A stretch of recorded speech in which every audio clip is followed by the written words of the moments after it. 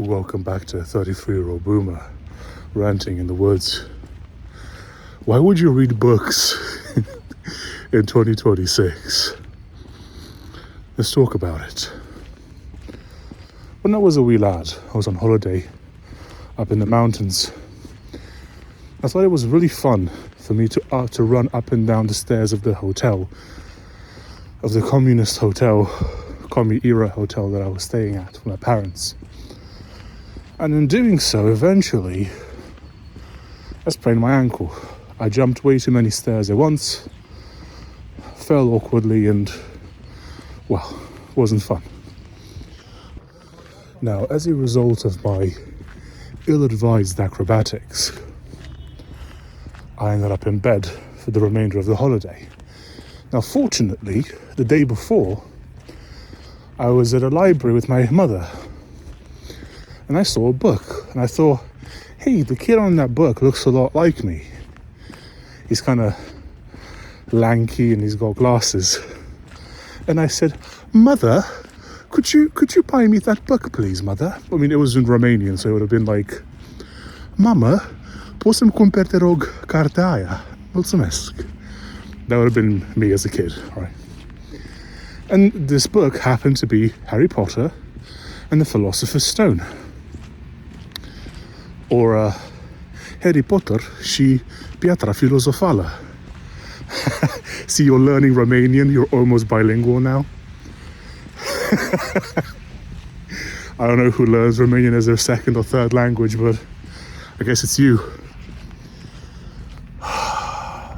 So, I was stuck in my hotel room and there was nothing to watch on TV. I thought, hey, I've got a book. I must have been, I don't know, about 8 years old or something. And so I started reading it. And by the end of my bed rest, by the end of the holiday, I hope you can't hear the machinery in the background. Modern world, am I right? By the end of the holiday, I managed to read, well, the entire thing, multiple times over. And I was hooked.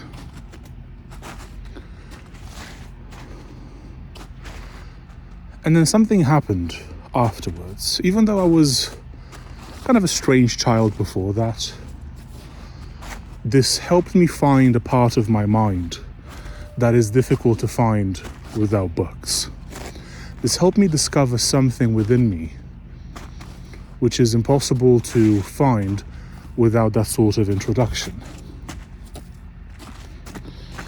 Now, once I finished reading the Harry Potter books, I started reading a lot more.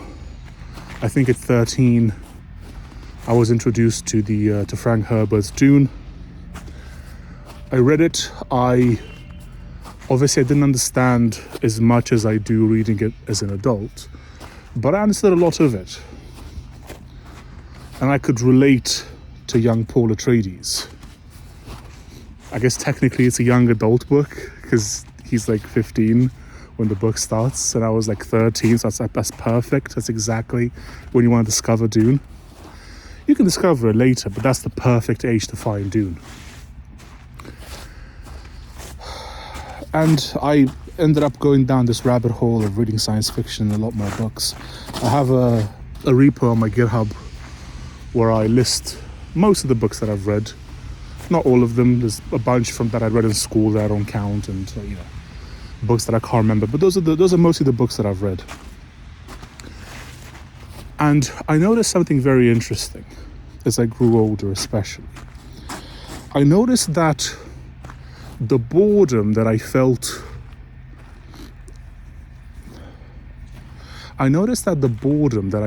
interacting with the kids my age at the time never really went away. I expected, okay, maybe I'm just like more mature than most of them. Once we're all a bit older, maybe they'll grow a brain and we can have an actual conversation. But that just never happened.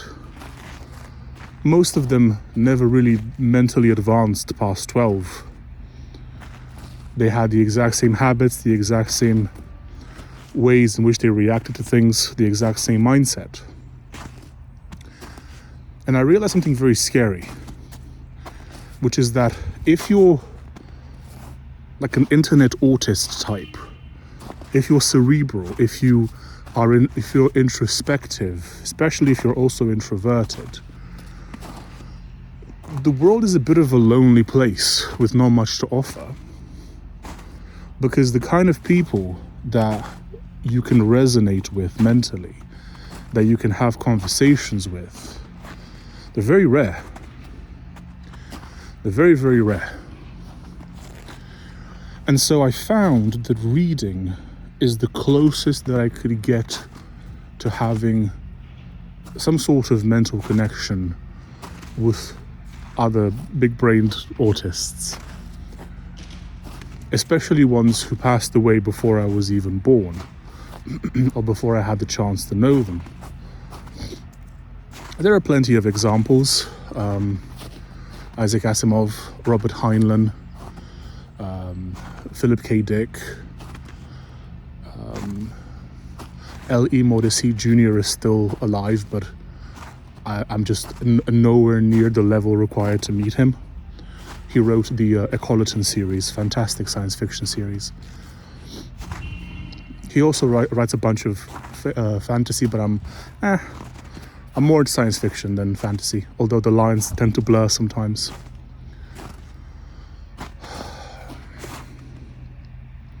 And by reading their books, especially with the ones who are no longer here, not only do I get a sense of what society was like through their eyes, because of course, all science fiction is political, all science fiction is social commentary, just in space. You know, if you read The Foundation by Isaac Asimov, you realize that it's just the fall of the Roman Empire in space. If you read The Moon is a Harsh Mistress by Heinlein, you realize that it's just the American War of Independence. You realize that it's just the American War of Independence in space.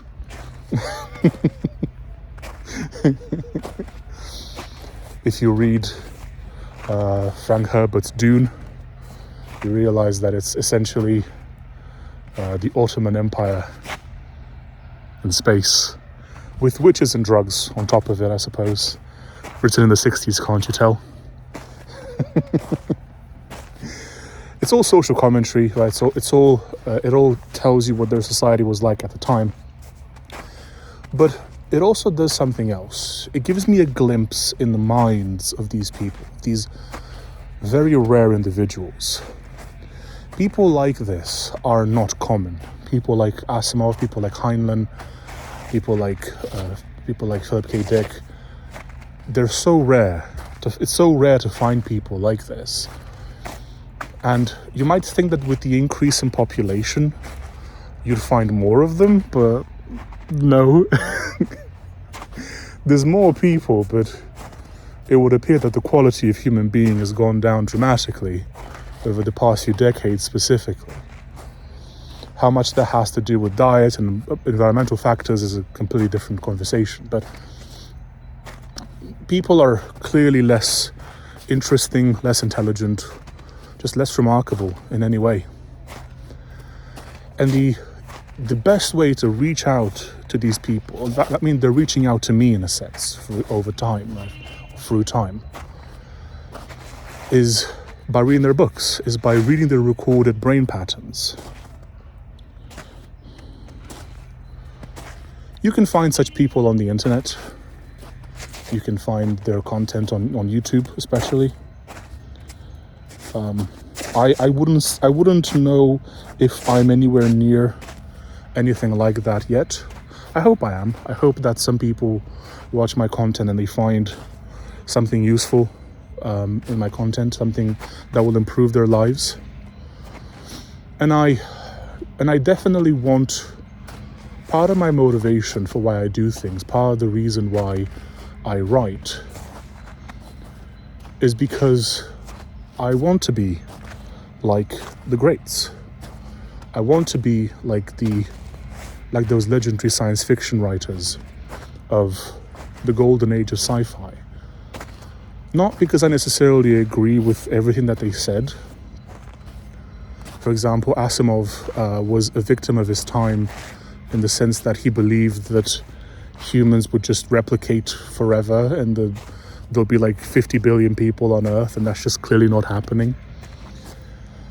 So, you can be very smart and still be taken in by these memes. So he was wrong about that. But so I don't have to agree with everything that they said or every sort of political stance that they had.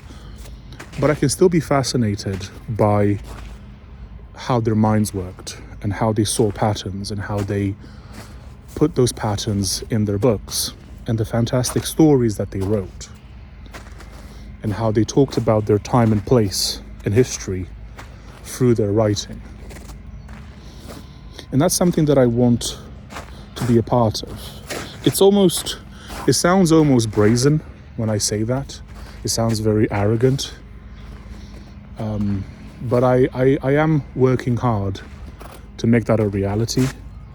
My first book, Protectorate, is on Amazon.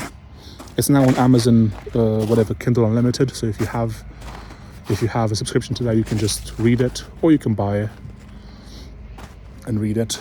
Everyone who's read it that I've spoken to has really enjoyed it. They said that this is a common pattern that I've been told, which is that once they picked it up, it was very hard to put down, because once they got engrossed into the story, they wanted to know what happens next. And it is written like that on purpose. It is written almost like a thriller. It's definitely science fiction, but it has some thriller elements. It has this it's written in a way where it hooks you on purpose. This was very much an intentional thing when I wrote it. And it's the first book in the series.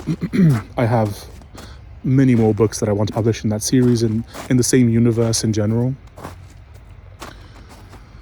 For example, right now I have a local wiki on my machine, and I'm doing a bit of world building. So I'm not currently working on any book in particular.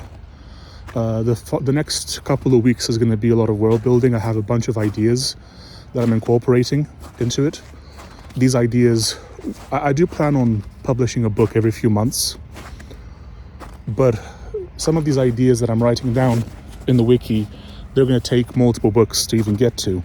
But I want the world to feel real. I want the world that I'm building to feel complete. I want it to feel interesting. And hopefully it can surprise the reader. Hopefully it makes you go, oh, that's pretty good. It's pretty cool. It's a pretty neat idea. Some of the ideas in the book, some of the technology is very reminiscent to what we have today. There is an aspect of it which is sort of a warning as to where technology can lead.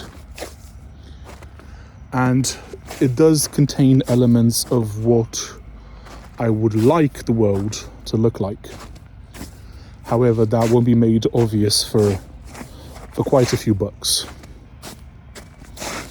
And I feel that even in the process of doing this, even if people or history or whatever, even if they won't regard my books as anywhere near the same class as Heinlein or Asimov,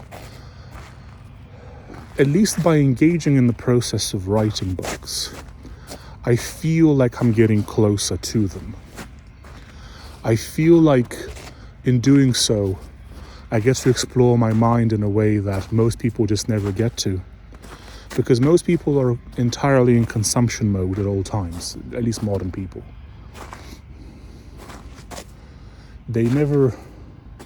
Most people never build anything, they never do anything, they just consume. This is just a side effect of social media and the internet.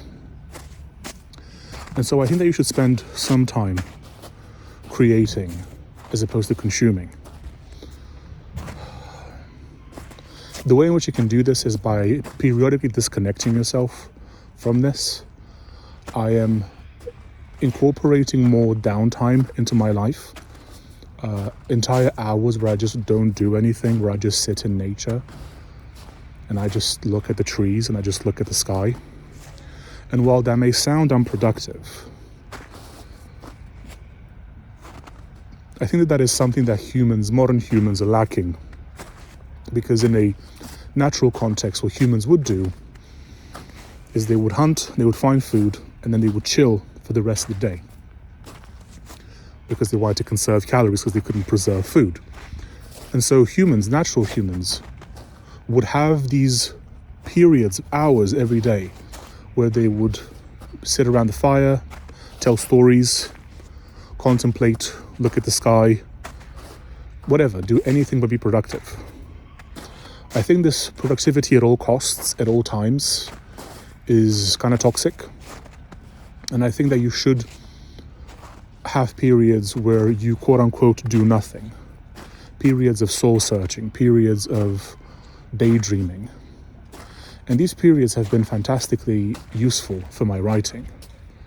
Because there's this liminal, I don't know if the term is liminal space, but there's this period right before I doze off where I get some of my best ideas for my science fiction. It's this, I'm just lying down, just looking at the sky or looking at some trees or something, and I'll kind of doze off slightly and I'll go, oh, quickly, write it down before I forget it. There's something about that. You almost connect to some other dimension, to some other frequency, and the ideas pour in. I think it's a good idea to not consider creativity as coming from within you, but from outside of you. I think it's probably healthier. This is just an instinct. I could be completely wrong. But I consider all of my creative ideas to come from outside of me. I view myself as a conduit, as more of a conduit and less of a well. Because you see, a well can run dry. But a conduit that taps into some other dimension, into a never-ending river, that can never go dry. Now, going back to Earth for a second, because we really went into outer space, quite literally. One of the true benefits of reading, if you just want to read, if you don't want to write, if you just want to read, or if you don't want to read and you're wondering what you should, one of the biggest advantages of reading, one of the biggest benefits, is the ability to focus. When you watch content on the internet, less this kind of content because this requires that you actually think, but if you watch mindless content, if you scroll through shorts or reels, what happens is you lose the ability to focus because you don't have to focus at all. You can just almost unfocus, like defocus your mind and just take in the slop. But if you have to read, you actually have to think about what it is that you're reading. You have to imagine the world that's happening around you. Right? Like if you read my book, for example, you have to imagine the Protectorate. You have to imagine the world of Citizen A376. You have to imagine the nightmarish scenario that he was born in. And as you're given more clues about what this world is like, you're going to start asking yourself questions. Hold on a second. Why is it that they never make any reference to women? That's kind of weird. Why are all the characters male? That's kind of strange. What's going on there? Why is it just me, or has the book yet to reference any female characters? Isn't that strange? Isn't it funny how that works? And all these questions not only hook you and make you read more of the book, of course, it's a writing technique, but they make you think, they make you focus. And that's not really a spoiler, by the way, at least not a huge one. But the way that the book is written, the way that all good books are written, is that they make you think, they make you question, they make you ask yourself questions. And by doing so, you have to focus. And thus, what reading actually is training. You're training yourself to focus, to think. And this is something that social media isn't very good at doing. Because you can consume media passively, but you cannot read passively. I guess you can listen to an audiobook passively, but it's still not quite the same thing. And so I urge you to start reading. If you want to ascend, as Gen Z calls it, I guess, if you want to improve, if you want to be above the average fake people around you, you should start to read. You don't have to read my book. You can read whatever else. It doesn't really matter. Just start with anything. Start with literally anything and just read. And eventually, I think the science fiction is the ultimate form of fiction. That's just my silly take. Fantasy is also quite close because it can also address the same kind of political stuff. It can be equally as in-depth as science fiction. But of course, science fiction can have, maybe I'm just biased, but science fiction is definitely up there in terms of forms of literature, because of course, science fiction can also contain philosophy. It can talk about anything, theology, politics, everything. It's all contained within science fiction. And that's rare to find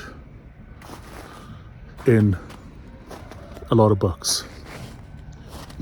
So yeah, pick up a book, read it, expand your mind, ascend, and leave all the normies behind. And leave all the normies behind. I'll see you in the next one. Bye-bye.